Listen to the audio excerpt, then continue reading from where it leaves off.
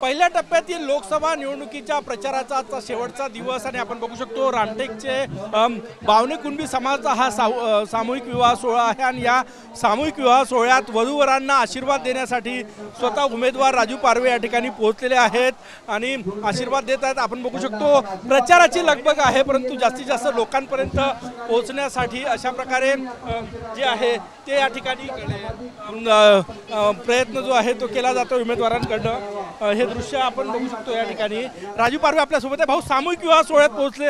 दरवर्षी माझ्या या विधानसभेमध्ये आमच्या बावणे कुणबी समाजाचा सामूहिक विवाह सोहळा होतो आणि यांचे आमच्या समाजाच्या माध्यमातून कित्येक जोडप्यांचं लग्न दरवर्षी होतं। यावेळेस माझ्या निवडणुकीच्या प्रचारादरम्यान आज घाई गर्दीमध्ये माझ्या सर्व जोडप्यांना आशीर्वाद देण्याकरता मी आलो आहे आणि मनापासून धन्यवाद मानतो आमच्या बावणे कुणबी समाजाचे। हजारोच्या संख्येने लोक इथे येतात आणि रामनवमीच्या या पावन पर्वावर जी परंपरा मागच्या कित्येक वर्षापासून आहे ती कायम ठेवली आहे। या सर्वसामान्याचे लोकांचे लग्न इथे करतात आणि समाजाच्या माध्यमातून एक मोठा हातभार लावण्याचं काम हे करतात। या निमित्तानं प्रचारही होतो, भेटीगाठी होतोय सामूहिक विवाह। हे नक्कीच माझं दरवर्षीचं काम आहे। यावर्षी निवडणूक आली आहे, प्रचाराचा नाही, मी या सगळ्यांचे आशीर्वाद मागण्याकरता इथे आलो आहे।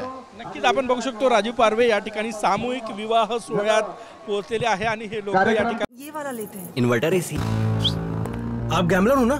गैम्बलर? जुआ खेलते हो ना? तुम जुआ खेलते हो? अरे नहीं, ये तो कुछ भी बोले जा रहे हैं। इतनी महंगी और नाजुक एसी खरीद कर स्टेबलाइजर नहीं लोगे तो ये जुआ नहीं हुआ तो क्या हुआ? सिर्फ एक फ्लक्चुएशन आपके इन्वर्टर एसी के पार्ट्स को डैमेज कर सकता है। उसे वी गार्ड से सुरक्षित रखिए।